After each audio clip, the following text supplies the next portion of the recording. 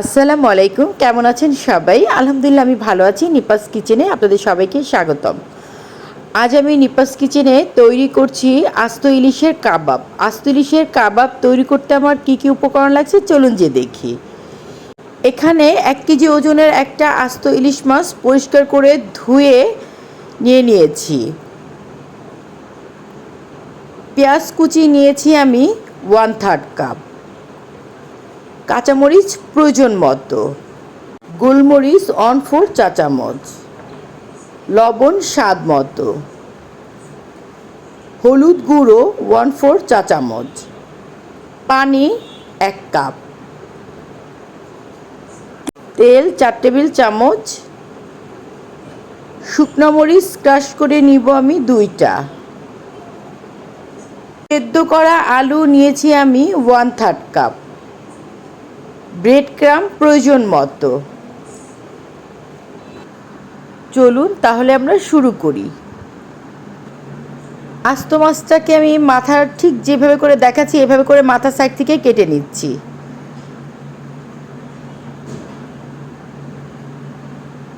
মাথাটা কেটে নিলাম মাছের। এখন আমি মাছের যে লেজ আছে সেই লেজটাও কেটে নিচ্ছি।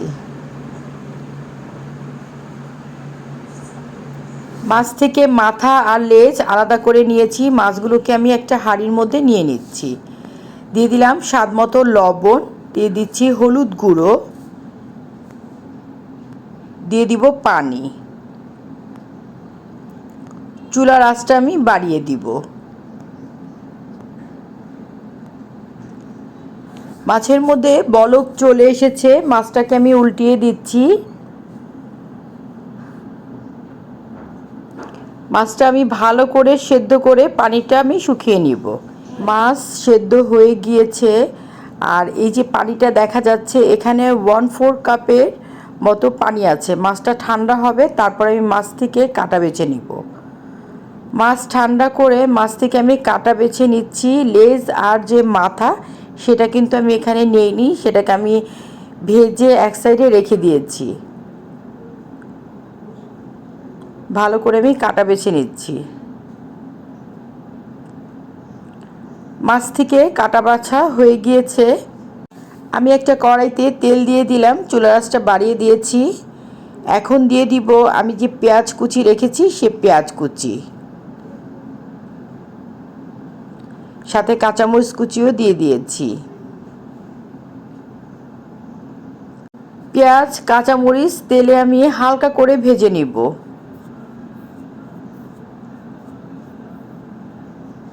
আমি এটা লাল লাল করে ভাজবো না। পেঁয়াজ কাঁচামরিচ ভাজা হয়ে গিয়েছে, এখন আমি এগুলোকে তুলে এক সাইডে রেখে দিচ্ছি। আমি একটা বলের মধ্যে সেদ্ধ করা আলু নিয়ে নিয়েছি।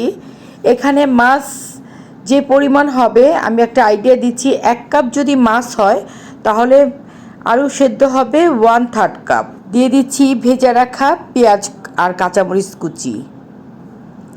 কাঁচামরিচ আর পেঁয়াজের সাথে যে তেলটা ছিল সেই তেলটাও আমি এখানে দিয়ে দিচ্ছি। দিয়ে দিলাম গোলমরিচ গুঁড়ো, দিয়ে দিচ্ছি চিলি ফ্লেক্স। এটা আপনাদের ইচ্ছা, আপনারা নাও দিতে পারেন। মশলা অনুযায়ী আমি একটু লবণ দিয়ে দিলাম। আসলে ইলিশের নিজস্ব একটা ঘ্রাণ আছে, আমি এখানে এক্সট্রা কোনো মশলা দিয়ে সেই ঘ্রাণটা নষ্ট করতে চাচ্ছি না।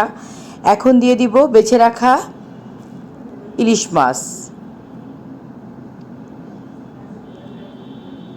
দিয়ে আমি ভালো করে হাত দিয়ে মিশিয়ে দিচ্ছি। ভালো করে মশলার সাথে মাখা হয়ে গিয়েছে। আর যে পানিটুক ছিল যেটা আমি উঠিয়ে রেখেছিলাম সেই পানিটাও এটার সাথে আমি মিশিয়ে দিচ্ছি। খুব ভালো করে মেখে নিচ্ছি। মাছটা মেখে এক সাইডে রেখে দিয়েছি। আমি একটা বেকিং ট্রে নিয়ে নিয়েছি। প্রথমে ভেজে রাখা মাথা আর লেজটা দিয়ে দিলাম। তারপরে আমি যে মশলা মেখেছিলাম সেই মশলা মাখা মাছও দিয়ে দিলাম। এই ইলিশের কাবাব বিয়েতে জামাই টেবিলে অথবা জামাই আপ্যায়নে এই ইলিশের কাবাব কিন্তু দিয়ে থাকে।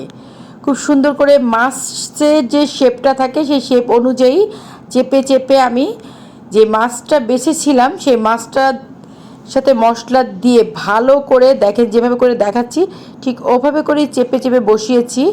এখন আমি উপরে দিয়ে দিচ্ছি বিস্কুটের গুঁড়ো। এখানে কিন্তু বিস্কুটের গুঁড়াই দিতে হবে। বিস্কুটের গুঁড়ো দিয়ে ভালো করে হাত দিয়ে চেপে চেপে বসাবো।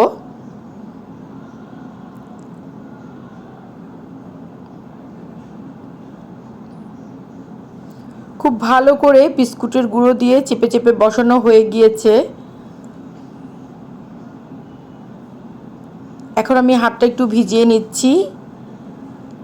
আমি উপরটায় চেপে চেপে দিচ্ছি, ঠিক যেভাবে স্ক্রিনে দেখাচ্ছি এভাবে করেই দিবেন। আমি আবারও বলছি, ইলিশের কিন্তু নিজস্ব একটা ঘ্রাণ আছে, এটা সবাই জানেন। তো আমি এক্সট্রা কোনো মশলা ইউজ করিনি। আমি যেভাবে মশলা দিয়েছি, মাছের যে সুন্দর একটা গন্ধ, সেই গন্ধটা রেখেই মশলাটা দিয়েছি। আমি একটা চামচের সাহায্যে মাছের উপরে ডিজাইন করে নিচ্ছি। যেভাবে মাছের ডিজাইন থাকে ঠিক সেভাবে করেই চেষ্টা করেছি। আপনারা চাইলেও এটা দিতে পারেন। এই দাগটা দিলে, ডিজাইনটা দিলে মাছটা দেখতে খুব সুন্দর লাগে। ওভেন আমি 180 ডিগ্রি সেলসিয়াসে 10 মিনিট প্রিহিট করে নিয়েছি। এখন আমি 180 ডিগ্রিতে 40 মিনিট মাছটাকে বেক করে নিব।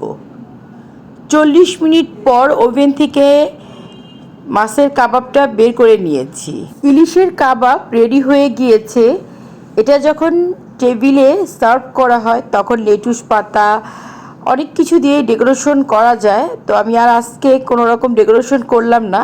এর আগে যে আমি বানিয়েছি সেটা আমি ডেকোরেশন করেছি, সেটার পিকটা আমি থাম্বনেলে দিয়ে দিব। তৈরি হয়ে গেল ঝটপট খুব সহজেই মজাদার ইলিশ মাছের কাবাব।